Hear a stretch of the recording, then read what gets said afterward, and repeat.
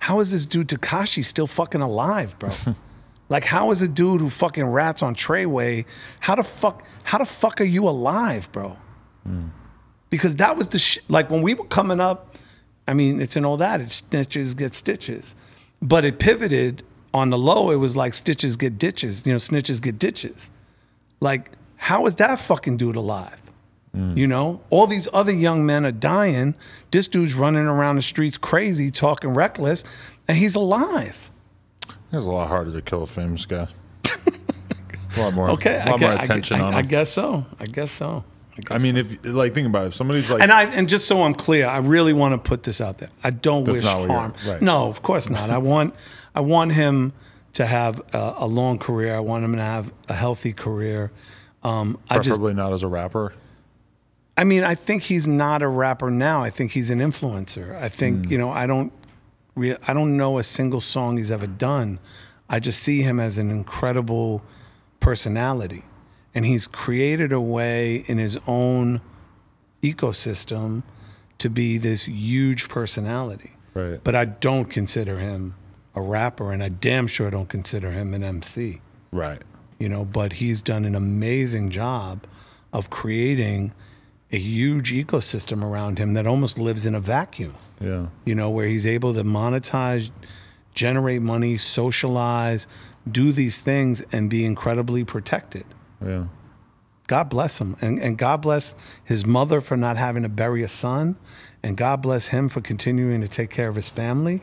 So I don't wish any ill will on that dude. Like, I don't know homeboy, so I don't, but it just, where we came from, if you drop dime on a group as large as Treyway in the 5 boroughs, right? You know, I just come from a different place, I guess. Yeah, I mean, but I feel like, you know, if you are tied to the sort of the roots of rap or the street part of rap, I mean, the fact that he's been like basically ostracized from all corners of rap music, aside from like a Nicki feature. I mean, if you do care about, like, you know, certain moral standards in rap and all this kind of stuff, I mean, I would think that has to be a little heartening. That, like, if you go through his Instagram comments, like, you can't find a rapper. You'll see some Instagram influencers and such, but yeah, I mean, hip hop has really kind of turned their back on him. And, you know, again, you're making an assumption that I'm checking his Instagram like that. No, yeah, I mean, feel free to not do that. But if you were, thank you, because that is my facto right now. I'm not. He is not someone I follow on any social media. Right. You know, who are you listening to right now? Because I wanted to ask you, who are your favorite? What are you checking for right now?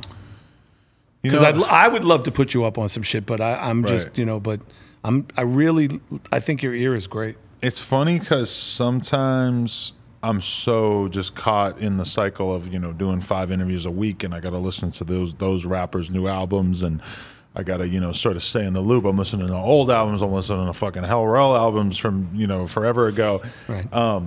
That a lot of times then I become sort of blind to the stuff that I'm not doing coverage on, like, you know, clear time to listen to the Nas album a bunch of times. But I mean, you know, it's like I don't. Sometimes I feel like I'm not really doing as good a job as I could be doing at really, like, listening to the shit that I actually like, you know? Like, I'm less in touch with what I'm actually feeling these days. But it's interesting that you just said I'm not on my job, because in the interview you did with Sway, you said it's your passion. It's your passion to listen to music, and now you're saying it's your job.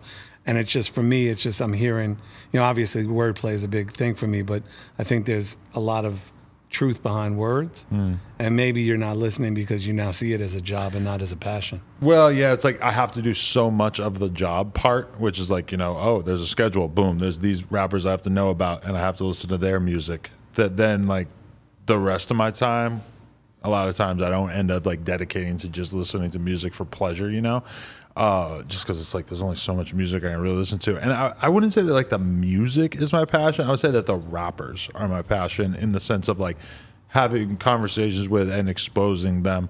Like, I like the music for sure, but I can totally have, like, a great interview with somebody without giving a fuck about their music at all, as long as I find their, like, character Like me. Interesting. Like me. No, I'm a fan. You know, I've always like known of your music. No, and stuff. no. Just but kidding. to be honest, Dude, I didn't. It's self-deprecating Jewish neurotic queen shit. Like right to now. get ready for this, I watched the entire Vlad interview. I watched almost all of the Drink really? Champs Don't interview. ever fucking do that again. No? Fuck Vlad. Oh, don't geez. ever fucking do that again. Oh god, I'm not going to engage with that. No, don't. I mean, it's just I'm saying he's a culture vulture, and fuck him because that entire interview happened because he lied to me.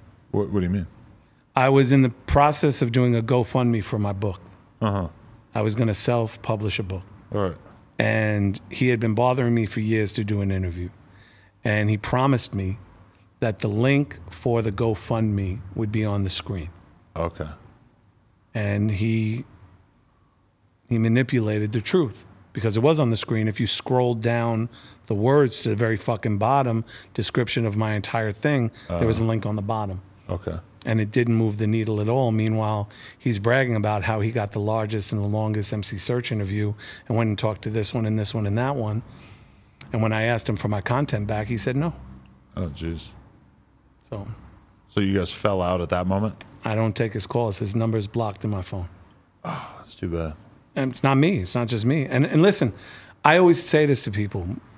My issue with somebody, obviously, is not your issue. And I'm sorry if that made you feel uncomfortable anyway, because it could be your people. And God bless you. You might not have to, you know, whatever. But YouTube for reunion. me, you know, for me, it's more about just being honest. And I don't think the dude's an honest dude.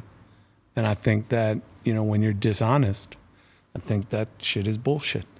And when you come from where he comes from, you know, with Justo and the Justo Awards and coming from where he came from, the streets, and watching the streets embrace him and him building something, he should have more ethics. Well, yeah, I mean, as far as... But I understand, and listen, link.